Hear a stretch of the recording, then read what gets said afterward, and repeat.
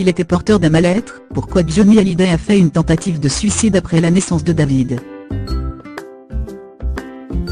L'ex-femme de Johnny Hallyday, Sylvie Vartan, est revenue sur un épisode de la vie de Johnny Hallyday, lorsqu'en 1966, un mois seulement après la naissance de leur fils David, le chanteur a fait une tentative de suicide.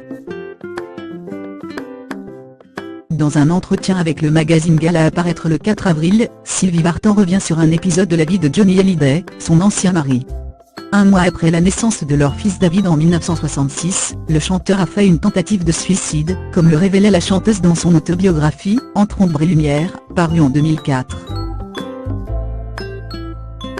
Pour Gala, elle explique que le chanteur n'était peut-être pas prêt à être père à cette époque. On vivait une relation passionnelle, on voulait tous les deux avoir un enfant, mais peut-être Johnny était-il trop jeune, et pas tout à fait prêt à être père, alors que moi, j'étais une vieille âme par rapport à lui. Je crois qu'on a tous conditionné par ce qu'on a vécu. Sylvie Vartan revient également sur un autre épisode douloureux du couple, lorsqu'enceinte de 4 mois, la chanteuse perd un bébé.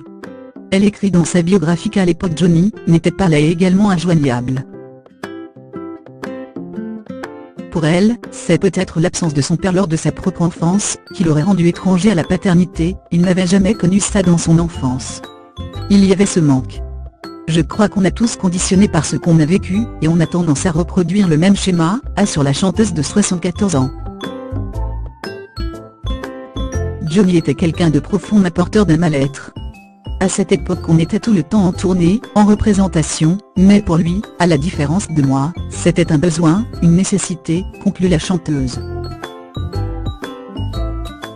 Après s'être rencontrés en 1962, Johnny Hallyday et Sylvie Vartan se marient en avril 1965. Ensemble, ils donnent naissance à David, et connaissent le succès en duo lors de plusieurs tournées. Ils divorcent en novembre 1980.